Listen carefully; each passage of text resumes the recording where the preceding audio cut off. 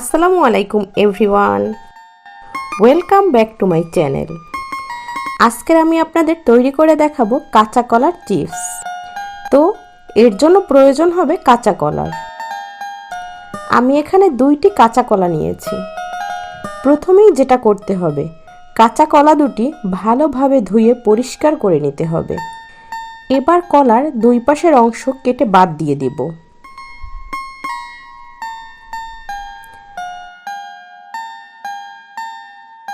এখন এই কলার ভালোভাবে খোসা ছাড়িয়ে নেব। খুবই দ্রুত কলা থেকে খোসা ছাড়িয়ে পানিতে ভিজিয়ে রাখতে হবে, তা না হলে কলার কষে কালো হয়ে যাবে। কাঁচা কলায় প্রচুর কষ থাকে, তাই আপনারা চাইলে হ্যান্ড গ্লোভস ব্যবহার করতে পারেন। একে একে 2টি কলারই খোসা ছাড়িয়ে পানিতে ভিজিয়ে রাখলাম। এবার একটু ধুয়ে নিয়ে একটি চাকুর সাহায্যে গোল গোল স্লাইস করে কেটে নিব। আমি গোল স্লাইস করে কেটে নিয়েছি, আপনারা চাইলে লম্বা লম্বা করেও কেটে নিতে পারেন। দেন সাথে সাথেই এটি ফ্রাই করে নিতে পারেন। আমি এখানে চাকুর ব্যবহার করেছি। আপনারা যদি বটি দিয়ে কাটেন তবে কাঁচা কলাগুলো কালো হয়ে যাবে। সেক্ষেত্রে কলার টুকরোগুলো হালকা হলুদ লবণ পানিতে অনেকক্ষণ ভিজিয়ে রাখতে হবে। দেন ধুয়ে পরিষ্কার করে ফ্রাই করে নিতে হবে। একে একে আমি 2টো কলাই কেটে নর্মাল পানিতে ভিজিয়ে রেখেছি। দেখুন, কলার স্লাইসগুলো ঠিক এতটুকু পুরুত্ব রেখে কাটতে হবে।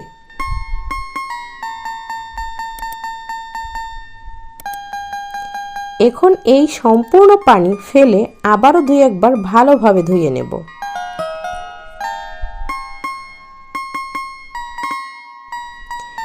এবার একটি বাটিতে টিস্যু ছড়িয়ে এর মধ্যে কলার স্লাইসগুলো দিয়ে দিব। এতে করে বাড়তি পানিটা অ্যাবজর্ব হয়ে যাবে। এখন 1 পিস কলার স্লাইস টিস্যু দিয়ে এপাশ ওপাশ করে ভালোভাবে মুছে নেব। কলার গায়ে পানি থাকলে ক্রিস্পি ভাবে ভাজা যায় না, তাই অবশ্যই কলার স্লাইসগুলো টিস্যু দিয়ে মুছে নিতে হবে। দেখুন, কলার গায়ে লেগে থাকা পানিতে টিস্যুটা কতটা ভিজে গেছে। সেম প্রসেসে সবগুলো কলার স্লাইসই মুছে নেব। একটি হাঁড়িতে পর্যাপ্ত তেল নিয়ে মিডিয়াম হিটে গরম করে নিতে হবে। এর মধ্যে দিয়ে দেব প্রসেসিং করা কলার স্লাইসগুলো।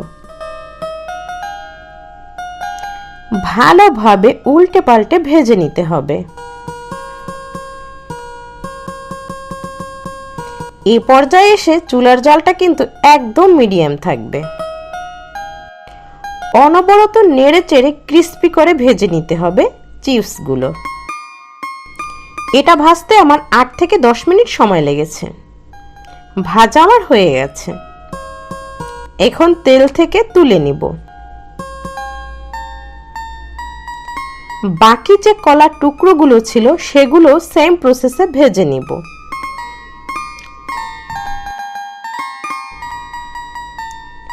দেখুন, সবগুলো কলার চিপসই আমার ভাজা হয়ে গেছে। এখানে আছে চাট মশলা, বিট লবণ, টেস্টি লবণ।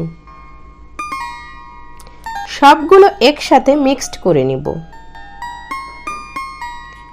মশলার পরিমাণটা কিন্তু চিপস কতটা তার উপর নির্ভর করবে, তাই এই মশলাটা একটু অনুমান করে নিতে হবে।